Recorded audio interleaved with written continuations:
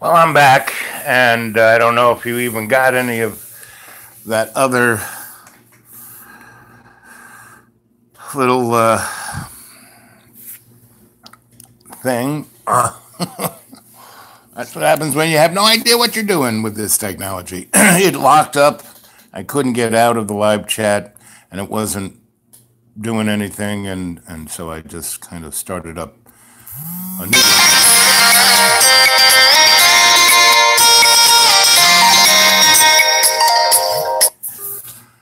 And that's the kind of stuff that happens every time I go on live. Some bot calls me up and keeps knocking me off and doing all kinds of crazy stuff.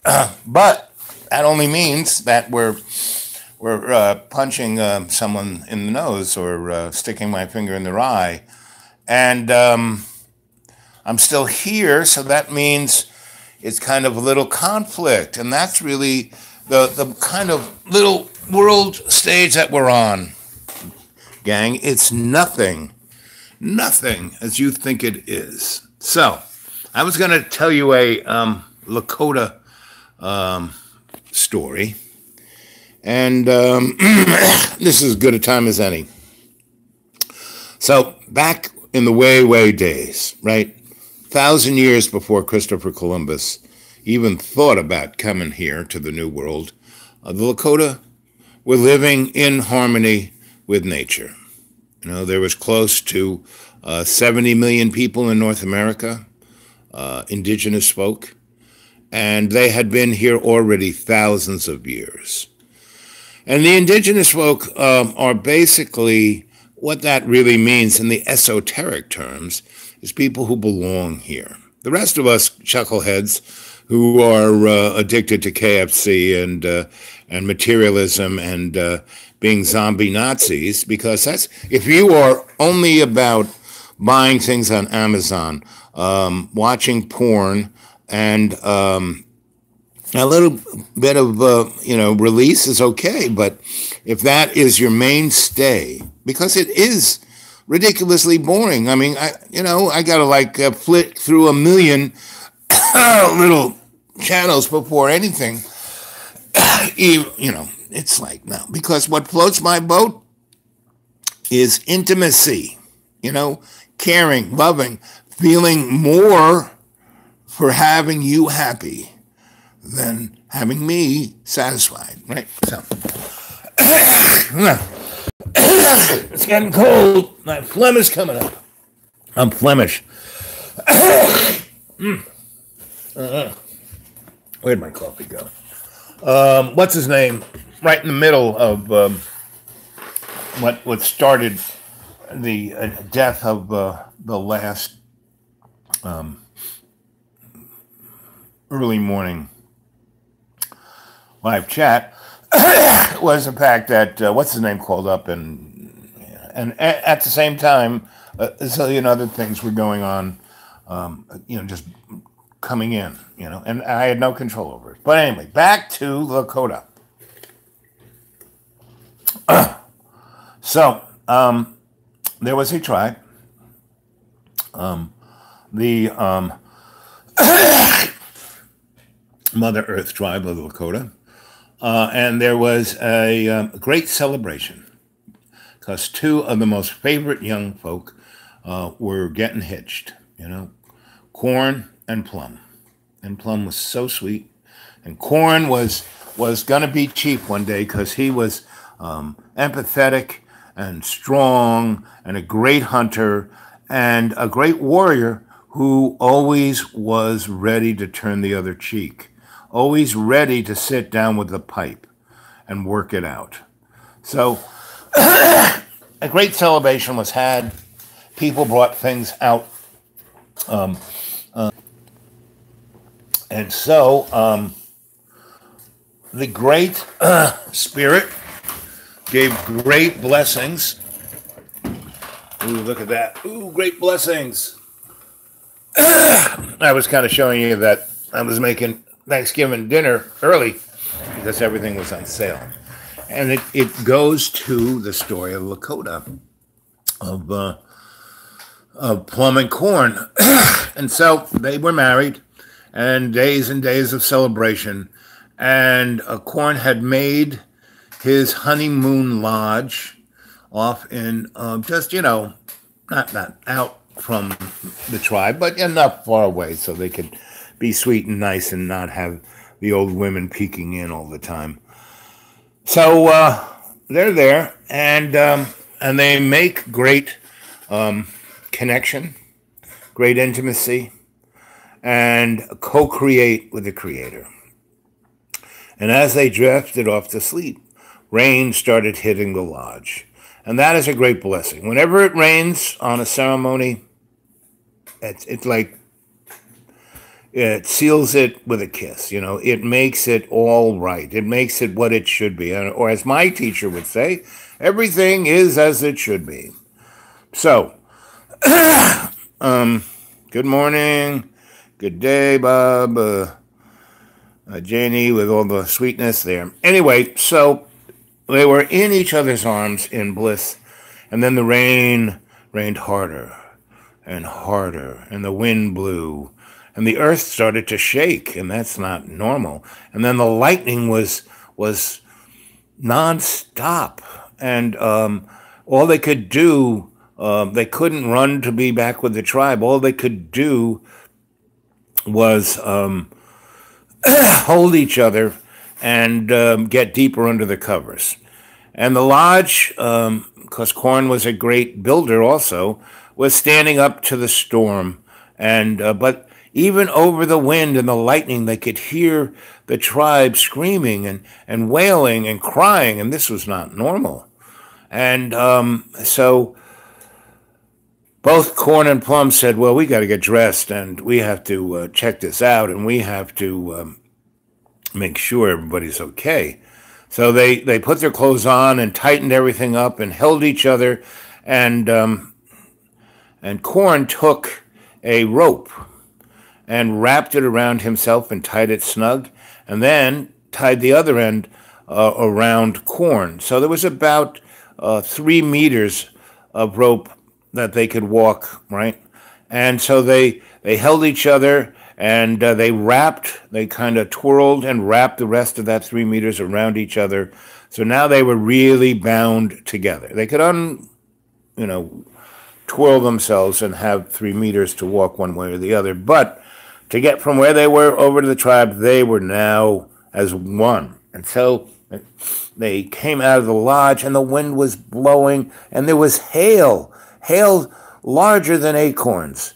And they walked across the space, and it was raining so hard now there was like a flood, and they were in high ground. They weren't near the big muddy, and they couldn't understand what happened, and they fell into what was like, as only I could put it in your mind, a swimming pool, which wasn't there. And they get up and they look, and it's the outline of this pond is a foot. And now this is like, whoa, what the heck is that? And the screaming and the fires, even though it's raining, everything's on fire. And they untwirl, and they run to the tribe, and it's destroyed, and people are everywhere and crying, and people are missing, and the lightning is going, and the wind and the hail and the rain, and all of a sudden, Corn flew into the air, and he looked around, and what he saw was a big, big monster, 5 men tall, and they basically, he was hanging in the air, and this monster was pushing Plum down his mouth, and he just pushed her down and chomped, and that was it. And Corn fell to the earth, and the big monster, 5 warriors high, turned and walked away and farted a great fart that caught fire and exploded the whole tribe, even to a worse complication than that they were in. And so everyone was moaning and groaning, and so Crone went around and tried to find anyone who was alive, and he basically started a fire in the fire pit, grabbed fire and put it in the fire pit, and took the people who were alive and put them around the fire, and found whatever blankets and skins he could, and wrapped people up, and then he went and found the other survivors, and but most of the tribe was dead, right? And there was only old women, children, and young men that were left. Crone was the only warrior left.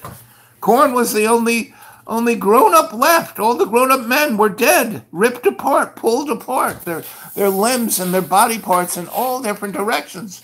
The great monster. And one of the grandmas said, it was Alazo. Alazo. And Crone said, Alazo? I thought that was just a story you told us to scare us. No one has seen Alazo in more than 100 sons of the turn. That means 100 years. So the rain stopped, the lightning stopped, the wind calmed down, the sleet and hail receded, and then the sun rose, and it was blood red. And everyone was crying and moaning, and there were two grandmas, the oldest grandma and her daughter, that were basically unharmed. They were beat up, they had blood on them, they were black and blue, but they weren't like everybody else. But this was lucky because the oldest grandma was the shaman, the medicine woman, the crone of the woods of this tribe of the Iroquois. So the children were wailing for their parents, and all of the young children came from younger mothers, and all of those mothers were not killed. They were eaten. And there were 6 women, young mothers, just like Plum, who wasn't quite a mother, but it was her friends, her age group, that Alaza had eaten. And so before breakfast, and there was no breakfast, Crone decided that he was going after this monster and kill it for what it had done to his tribe. Now, there were no warriors left. So there were about 6 young men. They weren't quite warriors, but they weren't children either. They were in their teens, somewhere between 16 and 20. And so they were not dead, and they were not broken. They were beat up, but because they were in bed, they didn't come out and confront the monster. They stayed under their skins and shivered when their mothers and fathers went out to protect them. And all they did was kind of gather the children around them and put them deeper under the covers. And so he said, we have to go after Alaza. And they said, oh, what can we do? Look what they did to her. They killed all the only reason you're alive, you were off in your wedding. And said, no, we can't do it. No. And he goes, we have to go after this creature. It can come back and get us. And there's the rest of the Lakota tribe, the nation. We had to protect the nation. They go, well, let's go run to the next. I said, if we do not go after this creature now, we will. How can we lose him? Look at the footprints. We'll never lose this guy. It's the rainy season. The floods are here. If we don't go now, we will lose his trail, and we will not know where he's gone, and we cannot confront him. We have to go now. So he goes, okay, Swift of Feet, I want you to run to, Chief Great Spear, as you and he and the nearby tribes can muster and follow us on to back us up. But we're tracking this guy, and we will leave. We will break branches. We will leave a trail that you can follow, even if the floods wash the monster's trail away. So he took off, glad to do so. Glad the fact that he was a fast guy, and the rest, well, they were gonna go with corn. So they run and they run and they run and it was true. It was hard not to miss these gigantic footprints, right? So they were running and running and running, and they find the smell, the stench of the monster started to catch their nose, and they slowed down and they creeped up downwind to the monster, and they found him sleeping in his own excrement, meaning that's why he couldn't miss this guy. And he didn't believe in bathing or even clothing. He just had a few skins, but he was just stinking up the place. And so they said, well, what are we going to do? How can we kill him? We can't just, he'll eat us if we attack him now. And Corn said, this is true. We have to think of a plan. So let us go away and find a safe place. And so they did. And they went a few miles downwind of the monster, and they found a ridge along the Big Muddy, and they set some traps and did some fishing, and they knew they had to restore their sustenance. So they ate, and they had a fire, and they got warm, and they thought. And all the young men could do was go, we have to leave. We can't fight this guy. We have to wait for the... And Corn said, no. We have to at least slow him down. We have to do something that we will, be able to let the rest of our nation catch up and get rid of this great threat, not just to our nation, but to all of all our relations who live within the great valleys of the flatlands. We just can't let this guy roam around and kill everyone and eat our women. We can't do this. We have to step up. We have to protect all our relations, or we will not be here. We will be exterminated. We can't just, it doesn't bother me. It's not, important to me. No, we have to take care of this. We have to step up. And so the young men said, okay, but we're tired. We're going to go to sleep. So they went to sleep. And Corn always brought his pipe, because his pipe was always a thing that gave him respite and enabled him to have visions so he could think of what to do. And this is what a great chief does. He doesn't just go off in a hustle-bustle like a young person, but sits by the fire and smokes the pipe and comes up with a vision that leads to a plan, which leads to action, which leads to a successful, positive outcome. So Corn smoked his pipe and sat by the fire, and he leaned against his skin and looked up at the stars. And a great shooting star came by, and as he could hear it, and it lit up the whole area around him.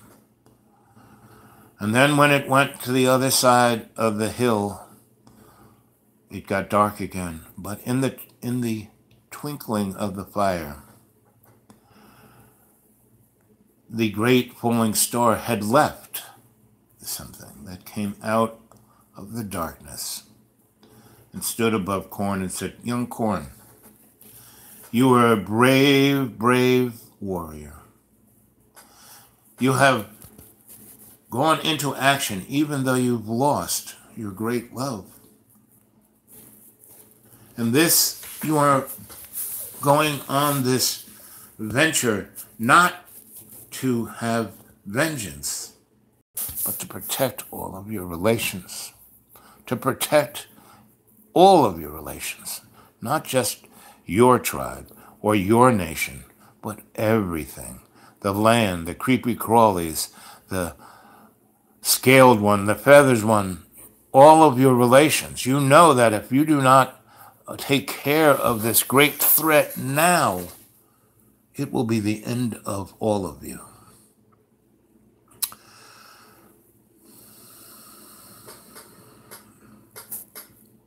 So,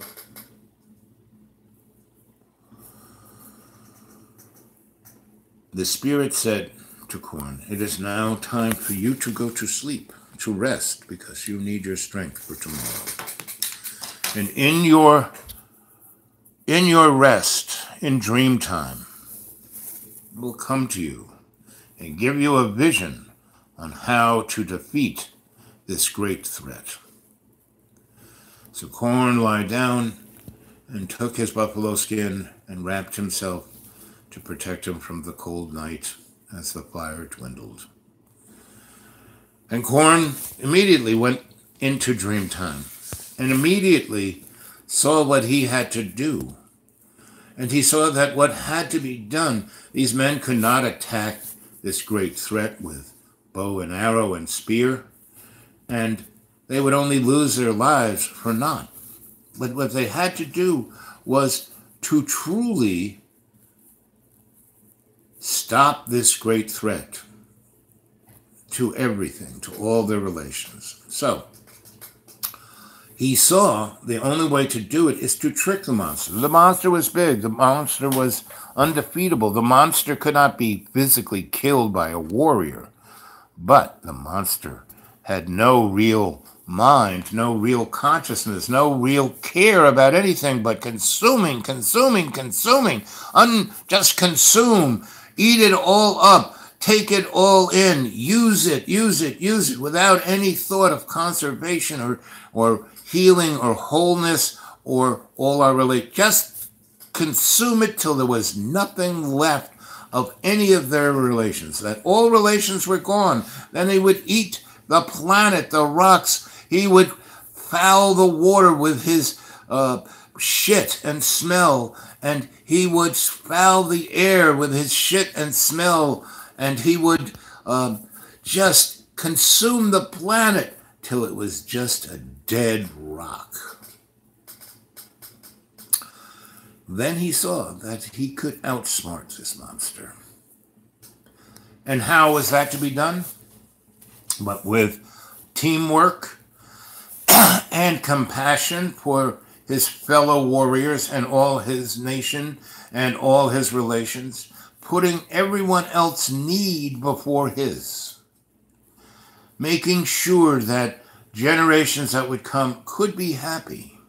So even if Crone died, he could be happy in the knowledge of his helping and making the generations to come be able to survive and be happy with their mothers and their fathers. That they wouldn't be, choking on the poison of uncontrolled consumption. So what he saw was that they would make a trap, and that he would come and they would dig a trap, and he visualized the trap, and it would be a great hole, a deep hole, 20 times taller than the monster was tall. So if he's 5 warriors tall, then this would have to be, 20 times 5, 100 warriors deep. So they would make a hole, a snare, and he would leave the young men to dig the hole, and he would go and follow the creature, the monster of mass consumption. And when the lads had finished digging the trap and preparing it with a snare, and covering it, they would set a fire so he could see it. And he would get the attention of the monster and have the monster chase him to the trap. So he was woken by the early sun capturing his eyes. And he woke the young man up and he told him of the plan. And he went off. And in that, solid oath that they all took, the plan was sealed. And he said that if help were to come, leave most of the men to help them dig the trap, because he couldn't stay out and keep an eye and still stay in notice of the smoke from the fire more than a few days. So he went off to track the monster of mass consumption. And as he did, it was not hard to find the smell and the footprints, and that the rain had stopped, and the footprints now were harding up so it would be impossible to lose these tracks. So he ran and he ran and he ran and he ran and he ran, and he was coming to the lowlands, the muddy lands. And again, still the footprints were in the mud. And the big muddy was to his north. And he kept an eye on where he was headed. And he ran and he ran and he ran and he ran. And he did not leave or let the smell, even though it brought him to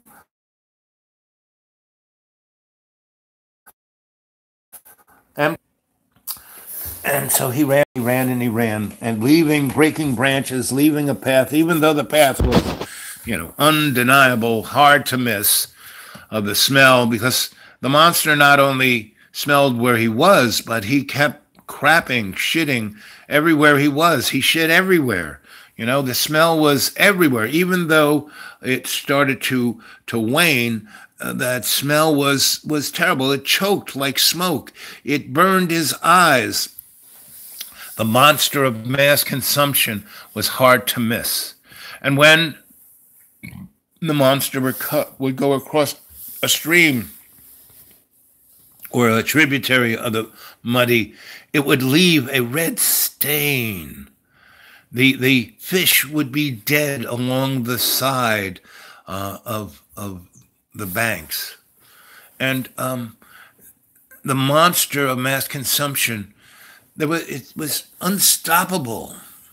But Corn's love for his plum and all of his relations that would come, who would be like Plum and himself, he had taken an oath with that spirit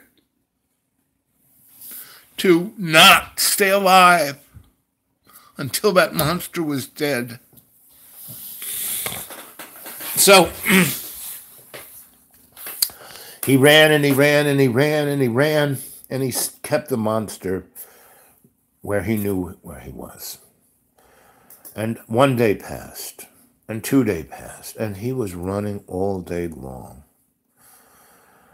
And then on the 3rd day, at high noon, he saw the smoke coming over the ridge of the Great Muddy. So he knew this was the time, for he had to go into battle with this monster and not die, but to cause that monster to chase him. And as he was getting ready, preparing himself, he went to a pond that hadn't been soiled and poisoned by the monster, and he washed himself, and he prayed, and he did ceremony, and he gathered by the pond. There were many berries, and so he gathered as much berries as he could, because he knew that he was going to have to run at least 3 days with this monster chasing him, so he was going to need some kind of substance. And in his water pouch, he gathered this fresh water. And just before he was about to go find the monster and go into battle. 3 warriors of Longspear's tribe showed up, along with Longspear. And there was all of these men were great hunters, and they had their bows, and they had their spears, and they had their axes, and they had dried meats, and they had water, and they had other fruits, and they had potions that were given to them by the old woman, the old crone, that would give them strength and courage and fortitude. And they then, with the speed of a deer, they went back on the monster's trail and followed it to where they found it, asleep. And they decided what to do was, he was in a ravine, and they went above and they found that there were a number of large boulders that they could move them, with their own muscles. And they rolled a number of them up to the edge above the monster.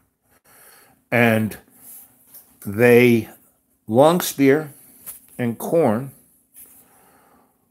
basically went down to the opening of the ravine, and the other 3 men stayed above and readied their bows and their arrows, and then, with a sound of an owl, whoo-hoo, whoo-hoo, they gave the warning to Longspear and Crone that they were going to drop the boulders on the monster, who was asleep.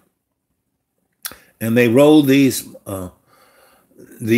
boulders that they were size of, a Volkswagen Bug, and these men were strong. And the 3 of them, they could move it, and they pushed it over. And the first one hit the monster right on the foot and crushed his foot. The biggest stone crushed his foot. And he was like, ah! And he got up, and they pushed the next one. It was a little smaller. Not quite the size of a Volkswagen, but maybe half the size. But still a large boulder. And it came crashing down on his hand, which he was trying, it was on the ground, and he was trying to pull himself away from the rock, his foot away from the rock, and it hit his hand and broke his hand, and he screamed, and he shat himself, and the smell was unbelievable, and the deadly fumes went up, and not, one of the warriors was overcome and fell over and fell on top of the monster.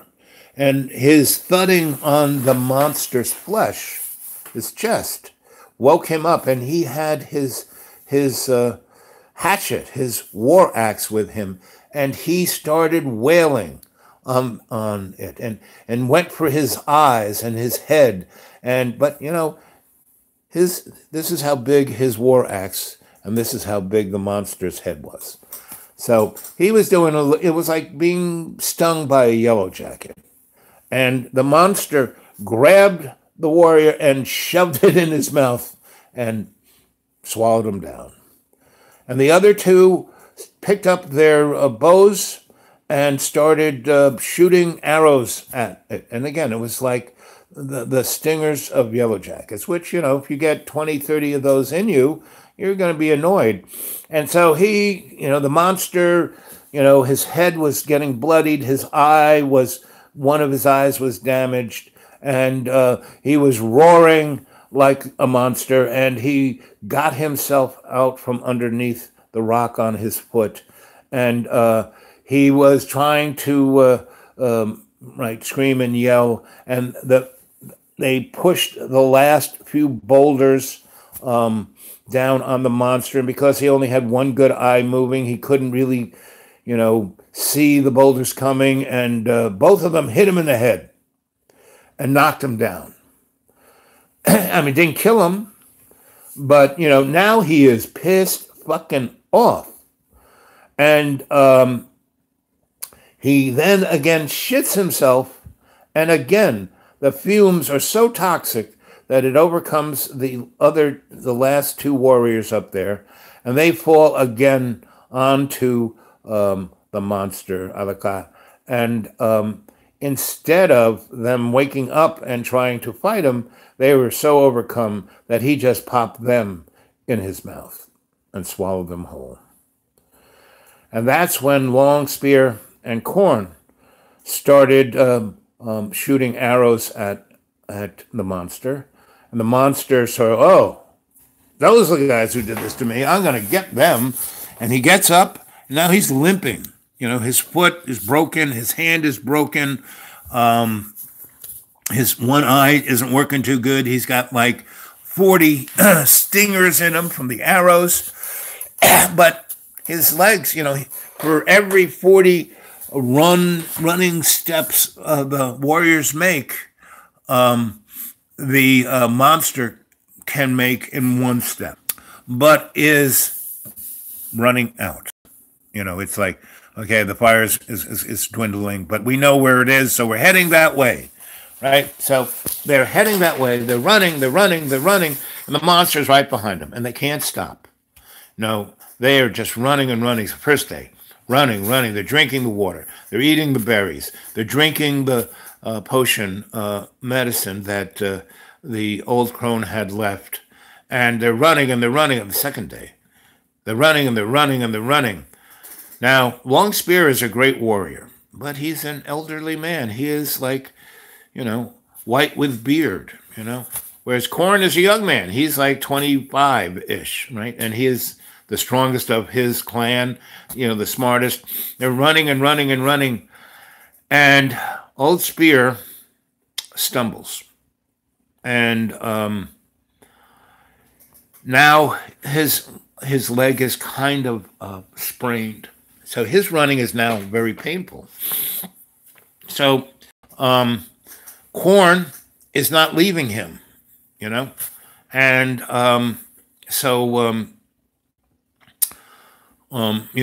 he's helping him run, but now the monster's really getting on him. And they can't be killed. They have to get the monster to where the trap is and to,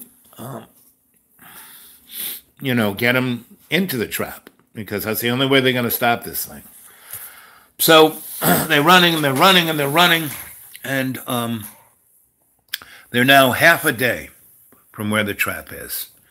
And the monster is now on them, but he's, broken foot, broken hand. He's in air. So he's he's like reaching down at them, but he's kind of missing them because they're always going one way. But they're running. And they're now 10, 20 miles from the trap. And over the ridge comes about 40 warriors. And they, come and go immediately into attacking the monster, and which distracts them long enough for the other half, 6 of the or so warriors, to grab Long Spear and drag him out of the way far enough so the monster can't see them, and put him under the rock. And Crone runs into the fight with the rest of the warriors. Now, what was almost 40 who attacked the monster are now just 10. The others have all been either stepped on or squished or torn apart or just popped into the monster's mouth. And so they take off. They turn around and take off. And now the monster's running after them. Now, and he's right behind them. He's like right behind them, picks one up and throws it in his mouth. He's right behind them, picks it up, right? And Crone keeps going around him and hitting his wounds. And the other warriors are not as smart or as good. They're brave. They're good warriors at what they do, meaning they're good bowmen. They're good with their hatchets. They're good with their spears. But fighting an enemy like this that's unstoppable, it's like, because they just kind of, and boom, they get stepped on, or boom, they get eaten, right? So now it's down to just two warriors, right? And it's a warrior like Corn, young, strong, probably is going to be the next chief in 10, 20 years. And they make a oath that they're not going to die until this monster's in the trap. So they take off, and they're running, and they're exhausted. And the other warrior, who's named Longtooth, because he got hit in the face with a tree that fell and knocked all his teeth out except one tooth. And it's in his face, and it looks like a long tooth. So Corn and Longtooth are trying to keep alive, and the monster is swatting at them, and Longtooth is in a position where he can see that this hand coming is gonna get Corn. So he runs and pushes Corn out of the way, and Longtooth gets swept up and thrown in the monster's mouth. Now, Corn is exhausted, just can't move another second. But he sees that he's only less than a mile to the trap. So he thinks of his great love and all of the people in his clan that were taken away, and that all of the tribes in his surrounding area and his nation and all his relations are depending on him to get up and run to that trap.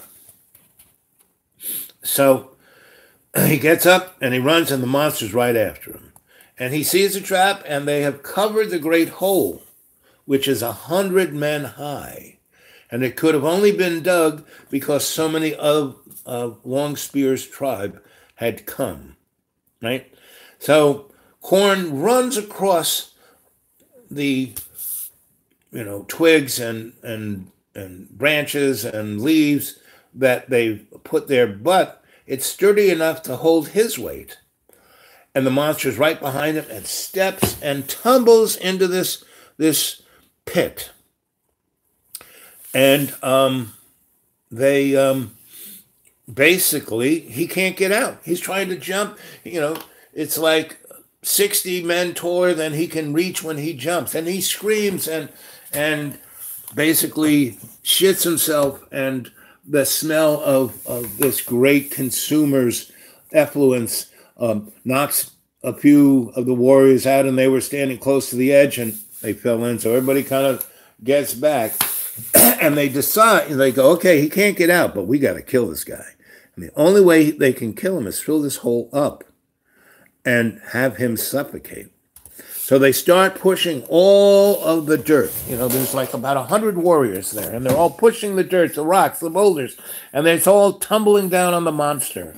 And it's, and that feat in itself seems unattainable.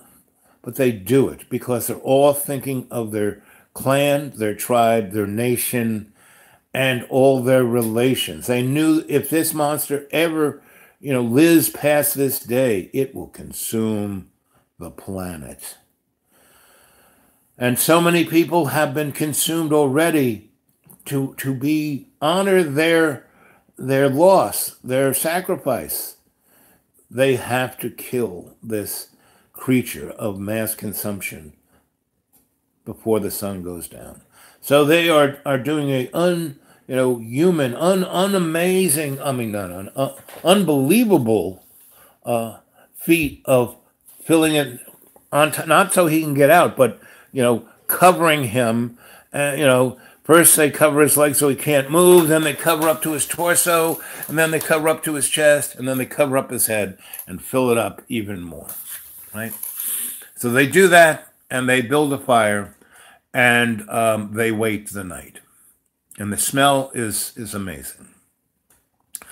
And one warrior basically goes over to the pit to see what's going on with a torch. And the smell of this effluence overtakes him, and he falls into the pit.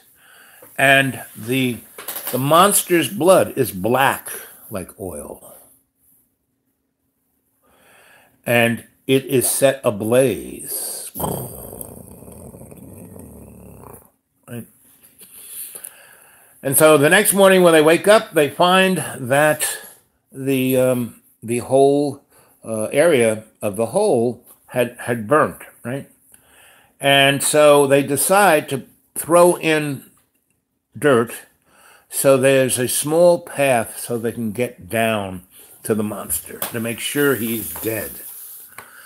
So they get down there, and it smells like burnt flesh.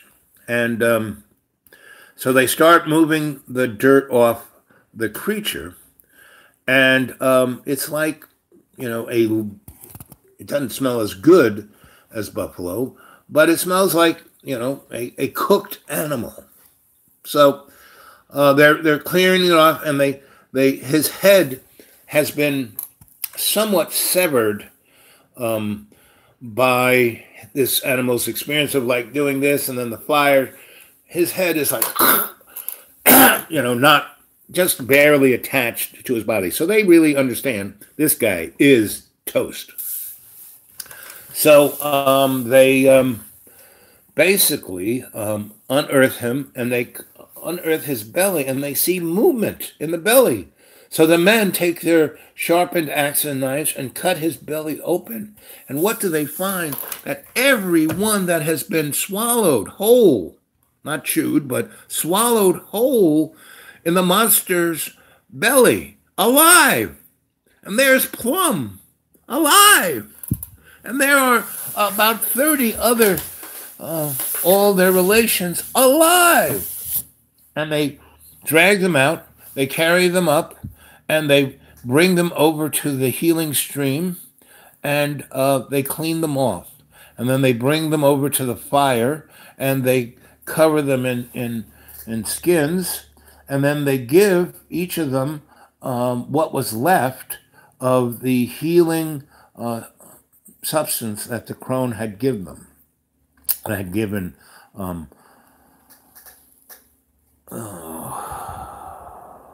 the chief of the other tribe. And so everyone is reviving. Everyone's getting back. And then Longspear shows up with the other things, and he's still alive, and they're alive, and they're amazed. And his daughter is one of the ones that has survived, and one of the warriors that had been with Longspear, his beloved was found, because the creature was partial to young women and children, and scared people. If you had fear, that was like candy to him.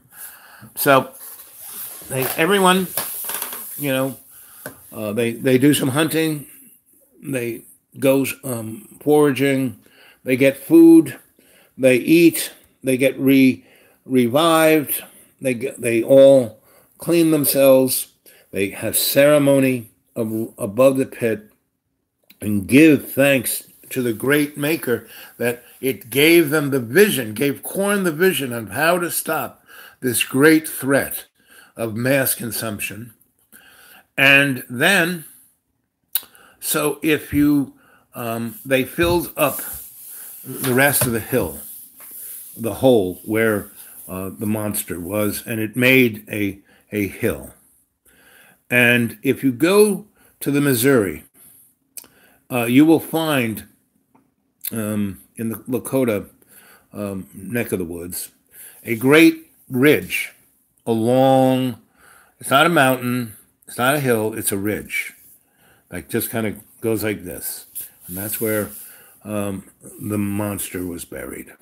The monster of mass consumption. The monster that would have eaten all their relations.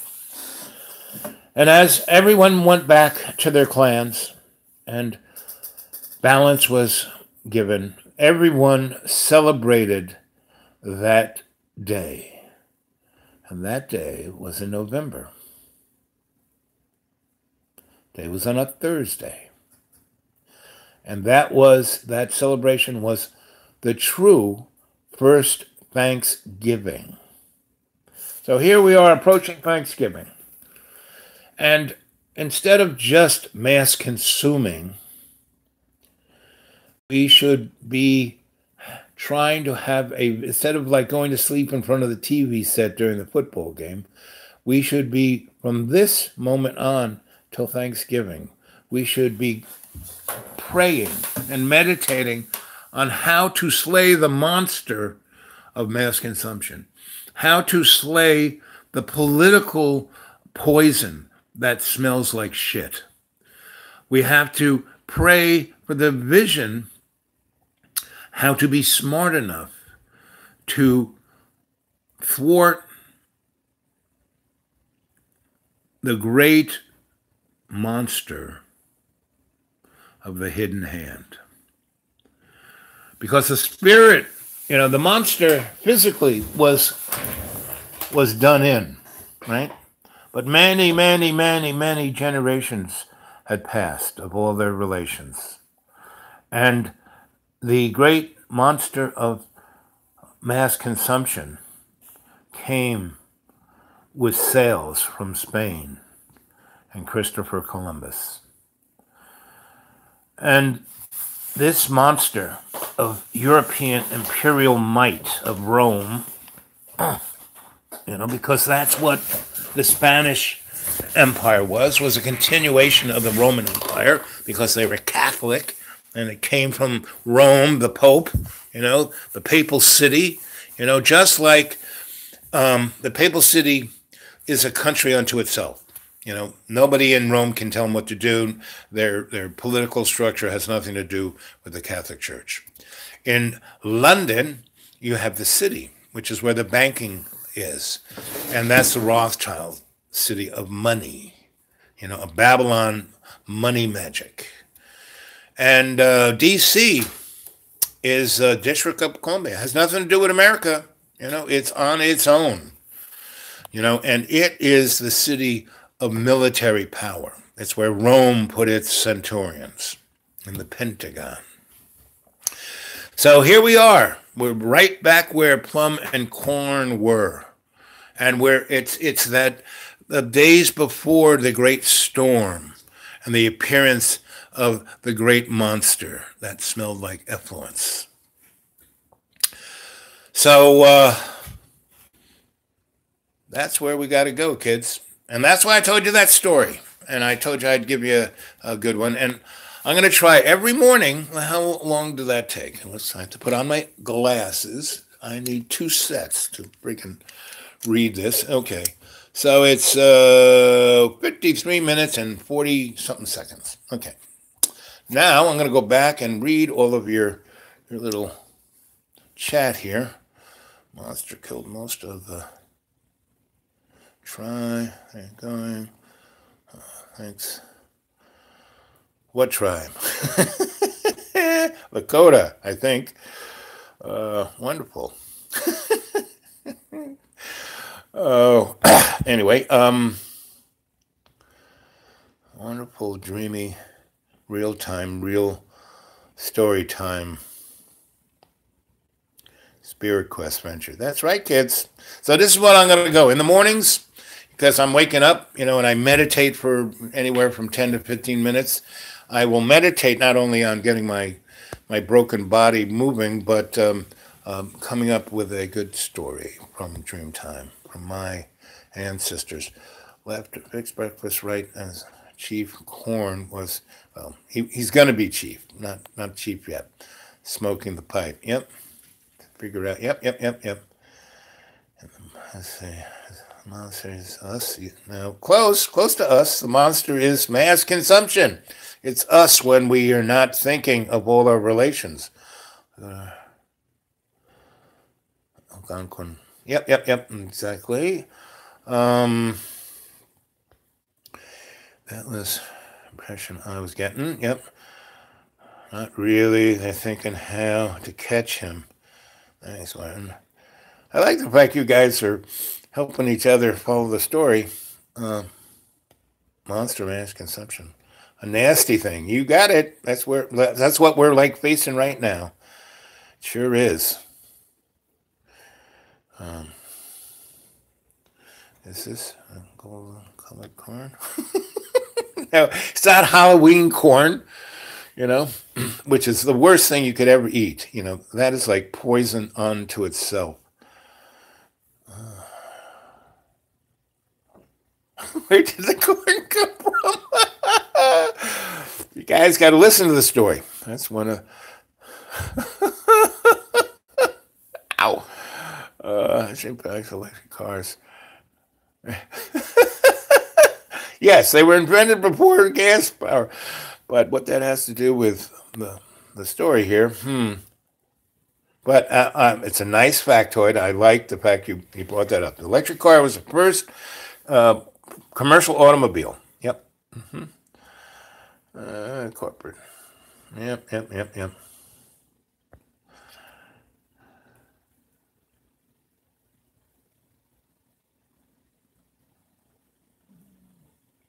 You're getting the idea. You're seeing the analogy I was painting here.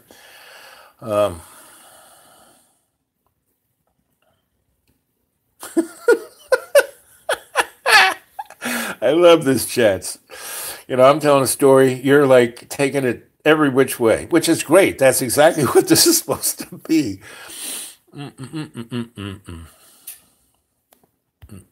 Let's see. So how do we stop blaming shifting right deals? Well, you know, kids. Okay, we're at the end of your chat here. You mentioned that the monster blood was black like oil. Yes, that was kind of what I'm saying. That's where the oil comes from. You know, it comes from, and that's why it's not running out anytime soon, because the oil comes from our selfish need to consume. We don't need to use oil. You know, like you said, they had electric cars before gasoline-powered ones. I mean, and there's so many other technologies. But the thing that we can physically do, like the warriors did, is we don't buy anything. You know? We start to fast, meaning not fast like die. You don't have to fast like Gandhi did, but eat 90% less than you normally do. Don't go out to restaurants. And if you do, have a cup of tea and start talking to everyone in the restaurant. Tell them stories like this one.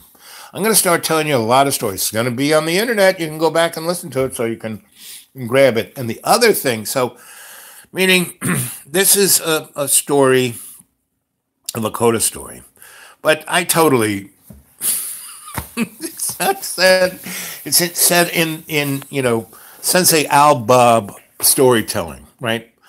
My grandfather, Lakota tribe, would laugh out loud. What is that? Laugh out loud. LOL. That's what that stands for. Laugh. He'd definitely be, you know, chatting. LOL. Anyway, so stop consuming. Stop being the monster. You know, don't get. You know, start off with getting nothing from Amazon. You know, by doing no consuming on the internet, period. Do this, communicate, talk, you know, start blogs and websites about, you know, be challenged and inspired by this story. I want everybody out there to, you know, if they don't have a blog, if they don't have a website, start one and start talking about this. Start looking on the, man, there's a zillion people. The guys on my feed, just go look at my feed. There's hundreds now of people who have great information, like the guy who's living off the grid and does his morning, I forget what he calls them. But anyway, there are a lot. Start building the community.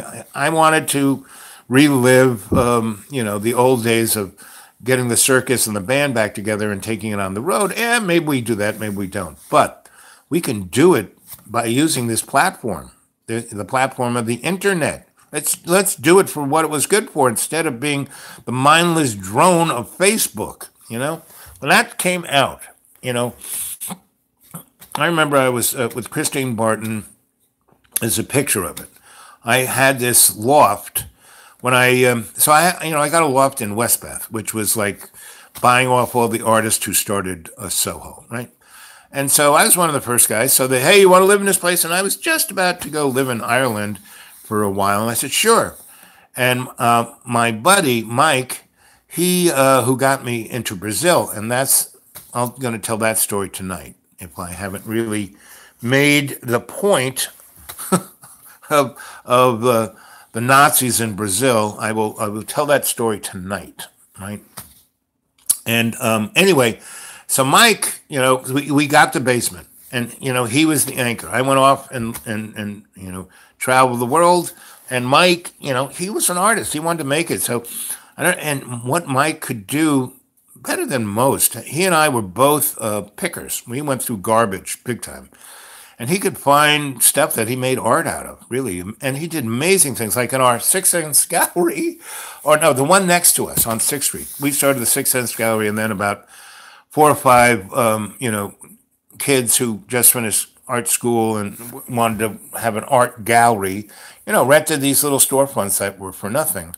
And, basically, had a bunch of art galleries on 6th Street. So anyway, he found a bag of fertilizer and a bag of grass seed and a bunch of grow lights, like bulbs, not fluorescent ones, but you screw them in, right? So he brought in a truckload of good topsoil and filled the art gallery with it and planted grass and fertilizer and watered it and put in these lights and kept them on 24/7. And within a week, he had a lawn in the frigging art gallery, and he had a couple of paintings of the forest or whatever. So you'd walk on the grass and look at the net. It was quite. I mean, Michael Keane was his name, and he was a handful.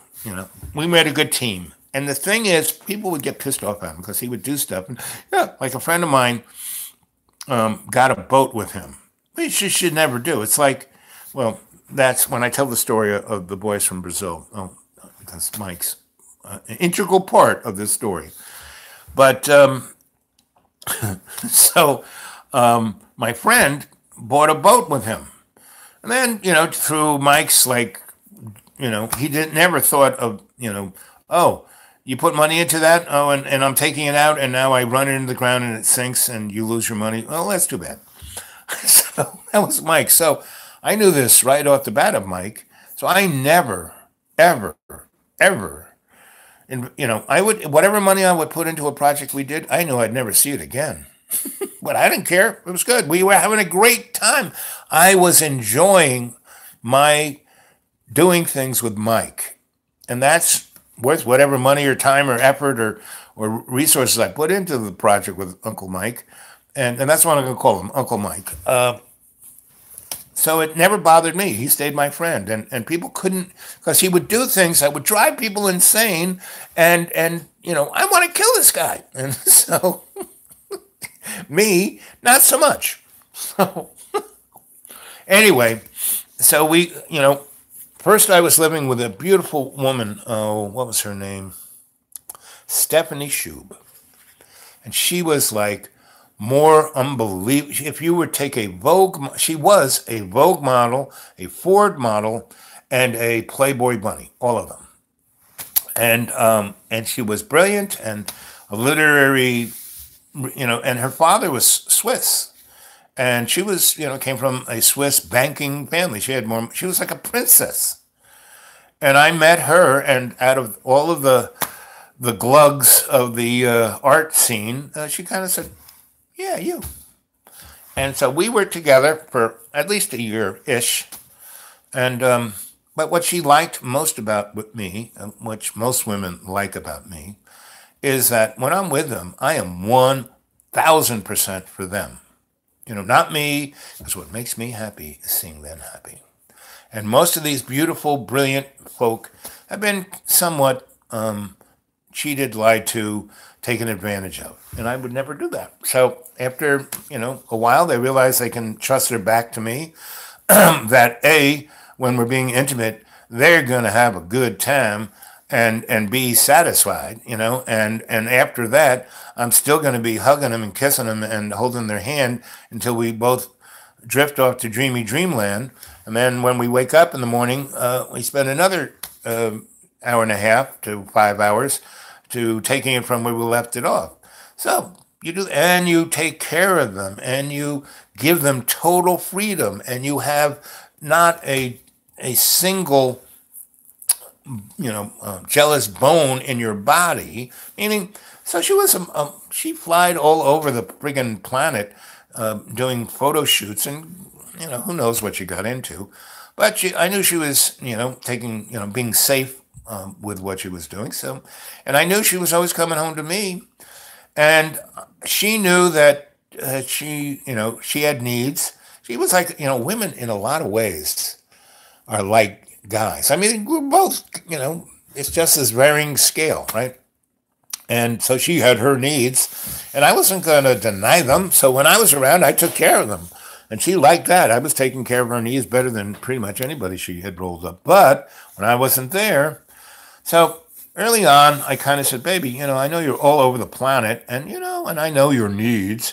So I understand. So, just take care of yourself and don't get in any bad situations, and it's all good. Not a problem, And she knew that when I'm involved in a relationship, I'm monogamous, and I don't have, my needs aren't that because I'm reading a book or, trying to, intimacy and my biological meat at the same time. Well, hey, it's all good. Otherwise, I got other stuff to do. And that was another thing she liked about me, that I loved her. I was 1,000% for her, but I had my own life. I didn't want to have to live through her, vicariously through her. I don't even know what to call her lifestyle. Jet setting, maybe, let's say that. But when I went out with her, again, she was kind of like my second wife. I mean, every hair was, she was gorgeous, amazing. But when she put on, she could dress, she was always dressed to the nines. Even when she was like, slugging around the house or paint, she was a painter too. She dressed really nice painting, right? We'd both be in this, and the loft we had in West Bath was a big, kind of, it was a loft. It was like about 1,500 square feet. And I built a bathroom, beautiful bathroom, big bathroom with a big window, and put glass blocks so people couldn't look in. And it insulated it some more. And West Bath had been an old phone building, so it was a little bit breezy. And our bedroom, I built kind of, read about the Integratron. And I built an Integratron in our loft, and that was our bedroom, right? And it was, go read up on the Integratron, right? See what it was. And go read up about Wilhelm Reich. And I studied those guys big time and manufactured in small versions of their work, right? So that was our bedroom. So man, when you were in that room, you didn't need drugs. You didn't need to have a drink. You were woo, and whatever this went together for us to be a great couple. But when we went out to any of her events or any of the ones I was involved with, and I was, at the time at the UN, I was, part of, a group of artists that were working through the Guggenheim and also the Whitney. And, and I was doing shows, and those things were backing them, and that came through Museum of Modern Art through Billy Kluber. So I had some interest, and she loved all the things that I was involved in. I loved all the things she was involved. We shared. We were 1,000% for each other. So that was Stephanie, right? But there came a time, and this is kind of what happens. I have a relationship like that, and like within 6 months to a year, they kind of say, well, I'm never going to find another guy like this, so I want to marry him. Donna was great. I mean, she was the first person to do this to me. We're in London on a photo shoot, and she goes, "I'm not going to work unless you marry me." I said, "What?" I said, "Donna, you hate the church, you hate the government, you hate marriage." She says, "I don't know why. I'm not doing it until I'm not leaving this room," which was this room we had near Paddington Station, where all you could do was, it was an apartment that was so small that the only piece of furniture we had was an armoire where the doors were cut so it could open over the bed. I mean, you walked in, you'd get a step on the bed. So pretty much, if you went in there, the only thing you were going to do is be intimate or fall asleep. So, or we, on the other hand, did both of those, but we spent most of the time just curled up in each other's bodies, talking, right, telling each other stuff. So that's why I married Donna. She said, "I'm not," and I knew for some reason, because I knew how connected psychically this girl was, that there was she couldn't tell me, but there was a good reason for us to get married. So I said, okay. So I walked around and found a justice of the peace. And I went in there, and I saw all these pictures of H.G. Wells getting married. Now, he married Mary Shelley's granddaughter, right? And Mary Shelley's mother was the woman who invented the term battery low. No, that wasn't the term.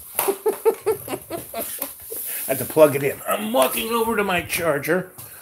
And so I knew H.G. wasn't, I knew he didn't get married. He just hooked up with this lady and was with her to the day he died and had like 19 children.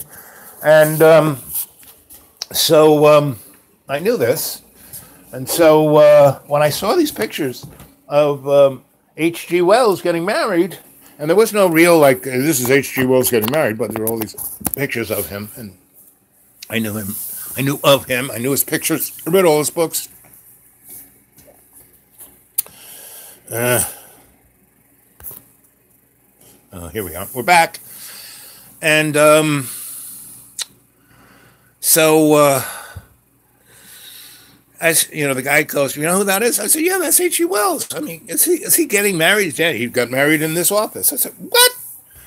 Get out!" And he tells me the story that, yes, he was with this woman for like 25 years, had all these kids, but H.G. came from a higher crust family. I mean, 1984. No, that's Orwell. H.G. is, but H.G. was the same thing. First man on the moon.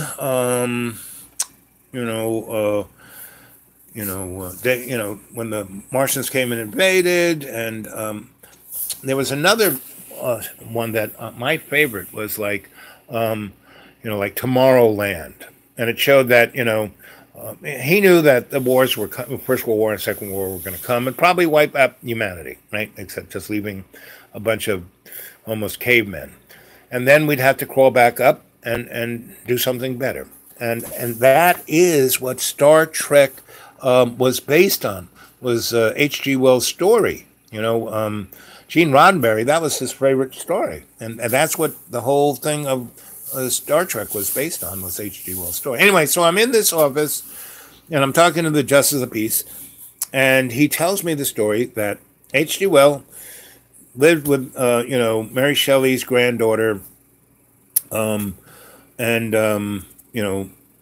the big house with his, Duchess mother, and his mother never gave him any guff for, having children out of wedlock with this woman, and, whereas 19th century Victorian England would be, you can have affairs all you want, but, you can't do this out in the open and thumb your nose at Victorian culture. Anyway, he did. And his mother, who got probably a lot of guff from her other, Duchess girlfriends, she didn't care, And so, on the deathbed of his mother, and they're all around, and she's quite, Christian lady, goes to church all the time. She goes to H.G., "Listen, I'm going to die here. Now, I love the woman you're with. I love my grandchildren. I view her as my daughter. you know, and she loves me. We've had 30 years of, she's my best friend. So, just to make me feel better, get married right here, right now. The guy is just outside the door. He's waiting to give me the last rites. Come and do it. And his wife, or mother of his children, said, she's right. Who cares? This will, thumb the nose even more that we now get married after all these years and all these kids, and that we just not cared. So this is a true reason why to get married. So they get married, and there's all these photographs of him getting married. So anyway, it goes into my head. Well, this is right on. This is Donna and me, and so yeah, we should get married. Not a problem, because I was thinking, married? Really? Do I want? No, I don't know. I mean, I love Donna, but I was married. I don't know. Anyway, so I go to the guy. So what's it take to get married? What do you got to do to get married in this burg? And he goes, oh, it's really simple. He pulls out this thing. Just sign this, sign this, sign this. Give me 20 pounds, and you're married. And I said, wait a minute. What done my wife or to be, and they called her, in it, instead of being called whatever you call the wife to be, they called it, mine was husband, hers was spinster, and I had to fill in her name. And so he goes, oh, no. What this is a legal document. And then we do this thing where we post the bonds of matrimony.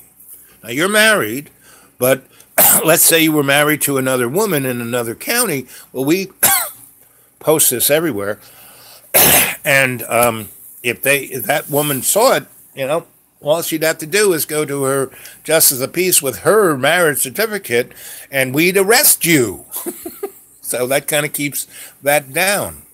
I said, oh, you mean all women in England have to check their justice of the peace like once a month, like their period? Yeah, it'd be a good idea if they're married. Anyway, so I fill it out. He puts all these stamps on it. He hands me, I give him 20, pounds, and which was pretty expensive. 20 pounds was like almost $100 in those days. And I go back, and it's in this really nice envelope with all this squirrely stuff on it. And I go back to our little apartment. I go, hey, Don, it's, look, we're married. Let's go back to work. Because the guy who we were working for was getting really pissed off because he had a deadline and we were not working. And so it was quite interesting, to say the least. Anyway, so we got married. And I'll tell you, I won't go any further than that because I want to jump back to Stephanie. So Stephanie, a number of women, I would say about 8 women. So I married another one who was in that crew of amazing women who I adored and loved and was 1,000% for. And that was my second wife, Rita. And again, we didn't do a ceremony or anything, but we were married. As married, she was going to get to anybody, that's for sure. Except the bottom line of Rita, that's a whole nother story, so I'll tell you that. Again, these stories you can basically go on XRATTED blog.blogspot.com, and I've written about all of this stuff, so it's there. Now, I only have 3/4 of one novel up. I've written 26 novels, about 50-something short stories, 80-something short stories, and about 300 essays. Now, I've only put up 3/4 of one novel because I was going to dump the whole thing on that blog spot because actually I wanted it to be kind of a, it's called Griot Publishing. I wanted it to be a publishing spot. But anyway, back to Stephanie. So she was getting an idea, well, boy, I've not met a guy, I've not been this happy, I want to marry this guy. So her father comes over from Sweden, rich banker, and a Nazi. And he takes us out to dinner, and Stephanie, But the place that was ours, because I was offered an apartment in Westbeth, because I was one of the original artists of Soho. So I put in her name, right? And because she was kind of going, she wasn't saying, "Oh, I want to get married," like Donna was, but I could tell, she was starting to build the nest. She wanted to have kids, and there was anyway. So she called up her dad. I didn't realize, and he showed up in New York, and he was at the Waldorf, and he showed us a good time, and he showed me how wealthy he was, right? And he goes, you're the first man to ever make her happy, and she's a pretty wild girl. If you don't know, I said, I know your daughter pretty well, and I know she's. And he goes, you're the first person who's like, she wants to build a nest. She wants to have kids with you. She's told me all this. And this is what would make me happy, really happy. My whole thing about being happy is making other people happy. Anyway, so he spent a week there, and when she was off at shoots and doing things, he and I, and he would take me to places that I knew about that I was somewhat involved with, but these guys, they were like doing the secret handshake. And, basically he kind of looked me up and what I'd done and who was my teacher and all that. And he knew all these people. And we would go have lunch with these guys at, the really super duper nice places. So he took me, and Stephanie did this too, because in her closet, in her thing, she had taken me to, what's the name of that really fancy clothes store? Brooks Brothers. And would buy me suits, just like my dad would do. And buy me the clothes she would want me to be in when I was with her at something fancy smancy, So he did the same thing. But he went to another store that was like Kingsman. If you know that. And I met some dudes there. So anyway, we are at, and that place has, you in the front door, and it's like a tailor, and they make things for you. They don't just, take something off the rack and alter it so it fits you nice. So he's getting me some clothes like I would get married in. Anyway, in the back, it's just like the mob. They had the back room for the maid people. And I went back there and had a really, really, really, really kind of special place. Anything you wanted. And, this is where I got to understand about the hidden hand and the social dynamics that no one ever sees. So this guy basically says, I've checked you out. You are really the kind of guy I want my daughter to marry. She really loves you. You make her happy. She is like being the daughter I want her to be. She wants to have children. I want grandchildren. I've checked you out. I wouldn't mind your sperm being in my daughter. I know it already is, but he talks like that. And anyway, so he then goes, if you would agree right now, right here, I would give you a check for $1 million right here, right now. And we would go down to this bank, what was it called? Manhattan International Bank of Investment and Savings. And that's, again, another secret handshake kind of. He goes, and you'd be part of that bank, Anyway, so what happened was, I don't go, oh, yeah, I'll do that. I wasn't like the greedy blah, blah, blah guy. But I basically said, let me think about it. And I said, well, I'm going to be here another week. And even if I got to go back in a week, but even at the end of the week, if you haven't made up your mind, it's still an open thing. You don't have to make up your mind by the time I leave, just this is an offering, and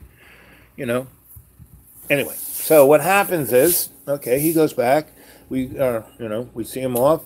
And he goes, have you made up your mind? I go, no. He says, well, that's fine. You're still with her and you're making her happy and it'll happen. I understand. And I understand you, So what happens is, so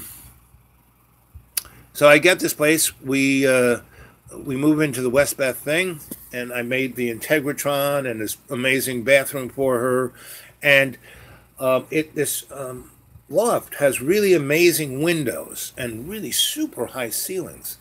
So what I do, because I build a floor where the windows are, and that's her studio where she paints, and I have, a little window. She's got like 6 windows. I got one window, and I have my little easel and my little workbench. So when I'm being Mr. Artist, and we would do it together. And this is another little, so we would paint. She's painting away, and I'm painting away or making something. And at the end of the day, we'd turn around, and she'd be in a really nice dress or a nice whatever. She didn't have one fleck of paint on her. I would be covered in paint. And first people who I saw do selfies.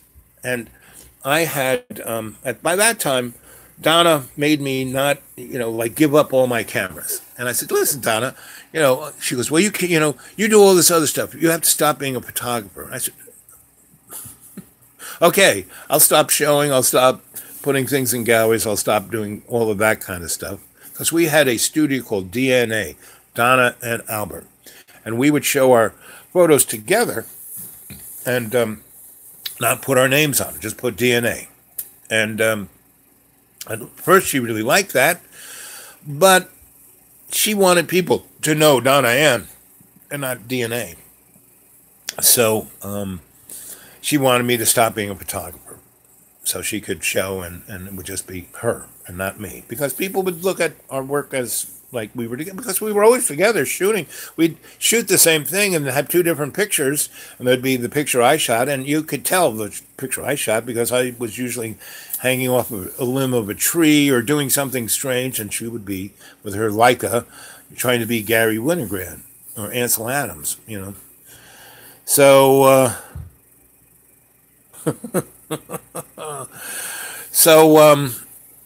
anyway, so I said, Donna, listen, I'm an anthropologist, I'm a historian, I got to document. She goes, well, and buildings had to be photographers, and a number of them have become pretty amazing photographers with a career of their own. And I met one of my students who was a little girl the last time I saw her, and she was a photographer at New York Times. I saw her at a political thing shooting away. I said, hey, baby, how you doing? And she hugged me. The only reason I'm here is because of you. So, I couldn't give these kids Leicas, so I bought a case of Diana cameras, which are great because it's a 4x5 negative, in a plastic thing that cost, when I bought them by the case, they were like 30 cents a camera. And you could buy that roll of 2 1/4 film, the film that goes on a Hasselblad went into this thing, or thereabouts. So anyway, she picks up one of the Diana cameras. She goes, well, you can take pictures, but only with this kind of camera.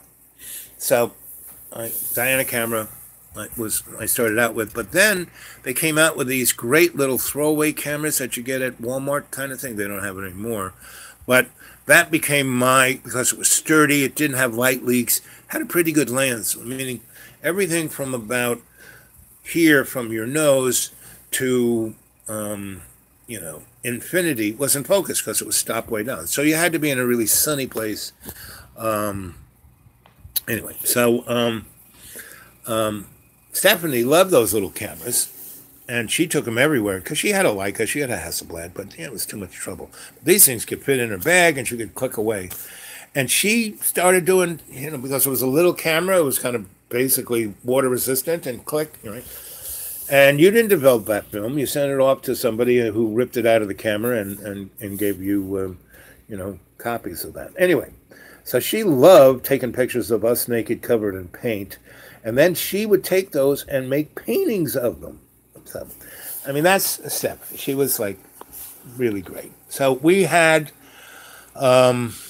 basically another 8 months or so, and she went away a lot. Her career as a model took her all over the world, and basically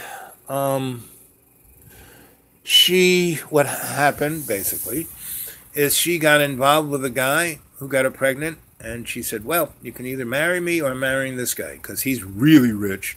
You know, he makes my dad look like a pauper, and he wants to be in my dad's family. And even though my father told me about the offer he gave you, he really wants this guy to marry me because of political and economic and da-da-da reasons. I mean, like what dukes and kings did back in the day. And that was Stephanie. She was a daughter of a duke, you know, a banking duke. Anyway, so that was what happened. And so that's kind of why I went to Ireland. And I didn't, you know, that was her loft. I mean, she made it. Yes, I made the Integratron. Yes, I made the decks and the bathroom and other stuff. But it was her place, right? So I said, baby, you know, I love you. So this is your place. And that meant she could live there for the rest of her life. No matter where she went, she would have a place in New York that she could call her home. And I knew that that was more important to her than to me. Meaning I could always find a great place to live. You know, that was part of my gig. And so, but I needed a place to put my stuff. And my friend Michael, who I turned on to, Uncle Mike, that I turned on to this space, the only thing they had left for him to get was the basement. Well, the basement was gigantic. It was like, you know, like 200,000 square foot, and it was different levels. It was like something out of a sci-fi movie. You expected, you know, changelings to come out of there. So I said, okay, you know, I'm going to sign on for this, and that way it'll be yours forever. And he said, okay, that's great, you know, because we were buds, and I had my stuff I needed to stick someplace. So he said, okay. So we built a little kind of, you know, 1,000 square foot closet. And he said, that's your space forever and a day. And I said, okay, sounds like a plan. So I put all my stuff in there and took off and went to Ireland. When I came back, one of his other great talents was finding stuff. And he found 1 billion gallons of blood red gloss paint. And he sprayed paint. He had my friend Gary Blue help him spray paint everything, frigging blood red. I mean, everything. Whatever furniture he had dragged in there, the ceiling, the walls, the floor, the toilet, everything was blood friggin' red. And it looked like it was blood. It was, you know, high gloss. So when I came back, I moved into that place. Luckily, he couldn't get into my 1,000 square foot closet, or he would have painted that friggin' red. So the next woman, you know, so I landed a couple of gigs in New York. I was making money. I was making art. I was doing, you know, having fun. And I, through my little thing of, you know, Billy and the UN and my new mentor and teacher, George Christie, you know, I, again, was traveling amongst interesting folk. And I was at this conference in when was it? 82, 3, somewhere around there. And there were all these people who thought they were the smartest thing since sliced bread. And they were just so, I mean, there was not a single person I could have a conversation. And all the women who were there were like your basic, trophy girlfriend, right? Not quite as attractive as Stephanie, but, you know, wanting to look like Stephanie. And because, like I said, Stephanie was unbelievably gorgeous on the outside, but she was unbelievably gorgeous on the inside. Anyway, so there were these two women kind of sitting by the punch bowl, and they were, you know, they weren't like gorgeous like all these girls, but they weren't, you know. One was really skinny, and one was kind of, I don't want to say fat or squat, but she had, you know, more curves on her than the skinnier one. And I started talking to these girls, and they were smarter than all the other people in that room put together. So I said, well, who are you girls? And one was Christine Barton, and the other was Louise Etra. And these people developed Christine Barton, you know, Pixar, that little lamp that's logo, that was Christine's PhD thesis. And Louise was, she, you know, so Christine could like write 14, you know, like in the Matrix, the guys, and there's 20 screens and he's like tapping away on 5 different screens. That was Christine. She could write code and in her sleep. I mean, and code that people didn't. She's like AI. She was a human AI.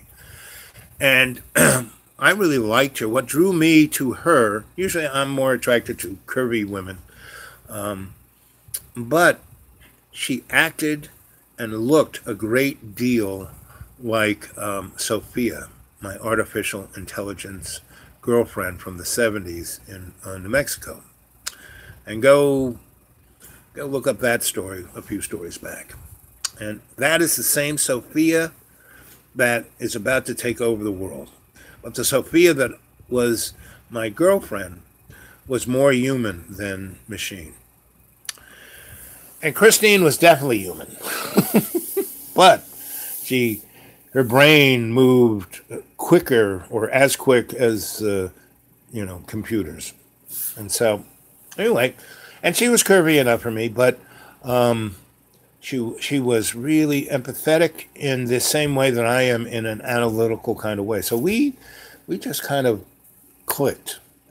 And Louise was like her best friend. So Louise was always kind of around, but Louise was so smart and was always, you know, at some conference. She was always teaching at MIT or Stanford or whatever. And she was a little bit older then. Christine was probably like me in the early 30s. And Louise was probably either early 50s or late 40s. And still attractive, but, you know, like a little more meat on the bone, a little more curvy. And so the three of us together, we had just a hoot of a time. And these girls had instant access. Like I could get into any disco or any club or any esoteric anything. They could get into any laboratory, any, you know, computer, anything. So we made it a really interesting team. So I took them over to Danceteria, and there's little lines around the thing, and I just walked right through. Hey, Bob, how you doing? And went in with the girls, and we had the best of time. And we came out of there, sun was shining, and they said, "Wow, this is the first time we've done this in a while." And I took them over to 8th Avenue where the mobster Walmart's is, and we had steak and lobster and champagne, and Bobby Bentnose had gone the way of the dodo, and I think Tony Tutos, I had no idea where he got off to, but the people still remembered me and let me in, and because I was still, I still had the street cred of making Xenon what it was, and so took the girls in there, and that was it, Christine walked me back to her apartment, and Louise went back to her hotel room, and I, was with Christine for about a year and a half, and that's a whole nother story. But I was still doing art and doing all these crazy things with Christine, and Louise loved. And so Christine started, I don't know if you guys know what SIGGRAPH is. It's Special Interest Computer Graphics Group of the IEEE. IEEE is the most prestigious electrical engineering, physics,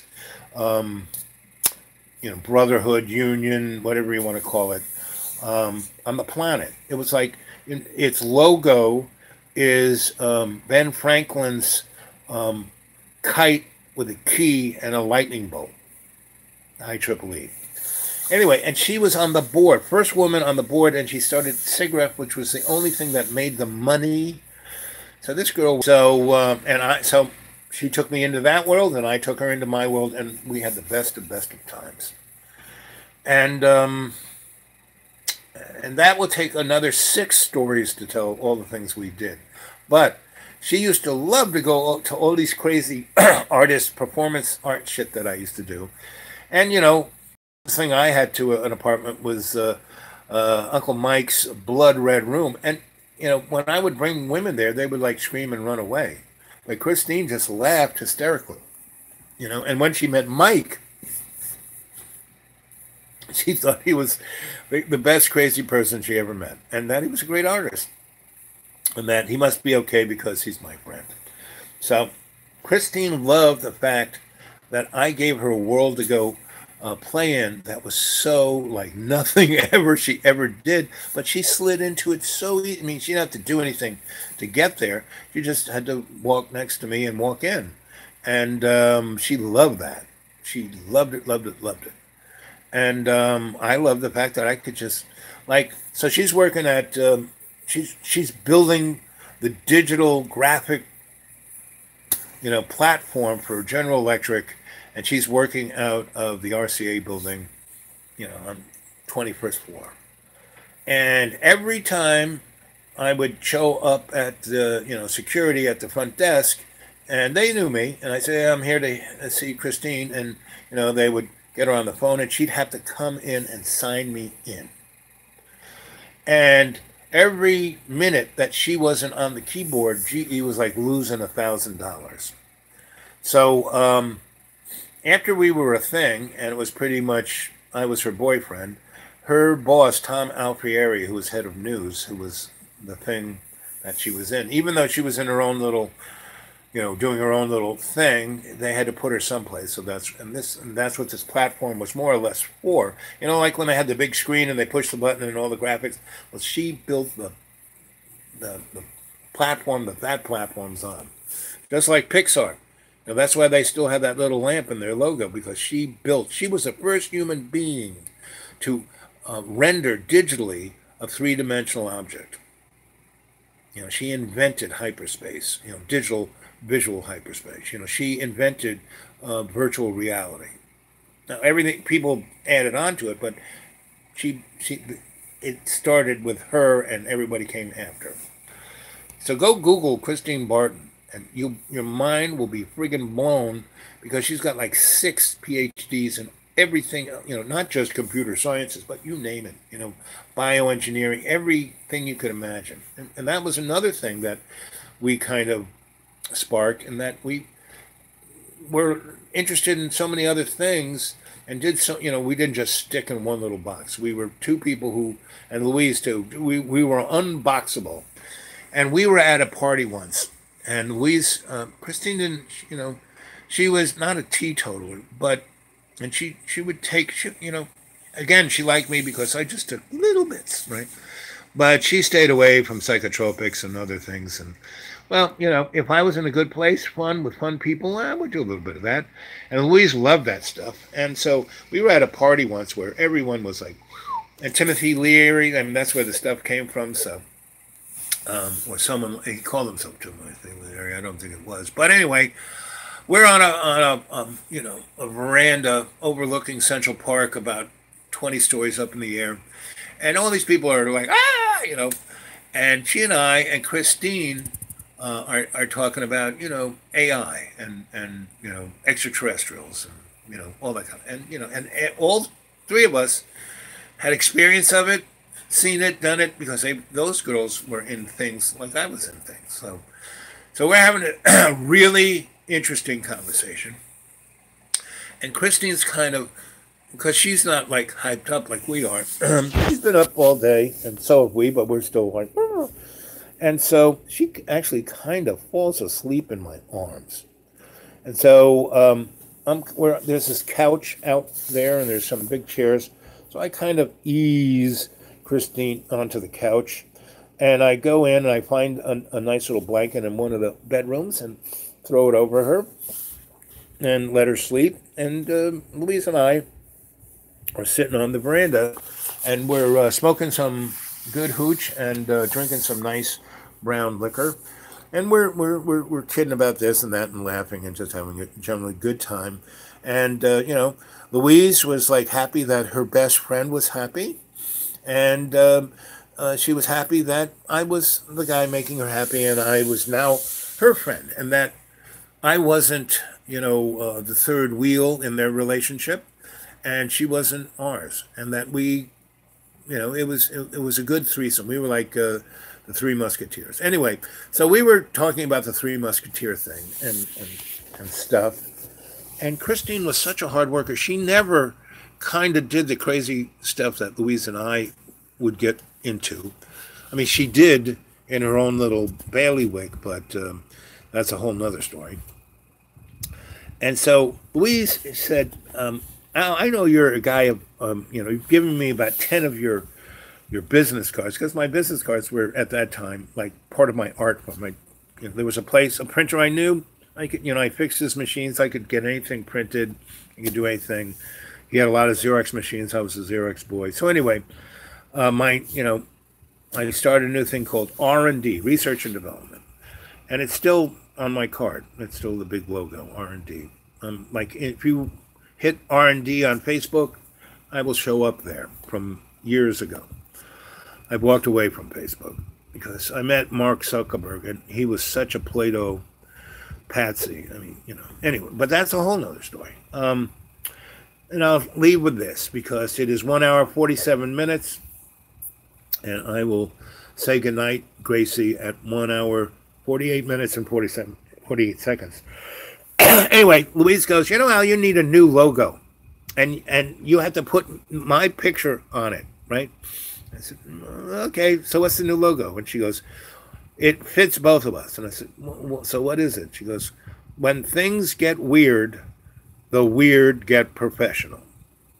So all of you Padawan, all of you, adepts of my family, of Dreamy Dreamland with Sensei Al Bob, things are getting weird. So all of us weird folk are going to have to get professional. So I'm leaving you that. It's 1 hour, 48 minutes and 16 seconds. And I just want to say how much I loved you and how much joy and happiness telling you these stories. So I am going to try and put up a morning story, just about the same time I did now, 7, 8 o'clock. And then,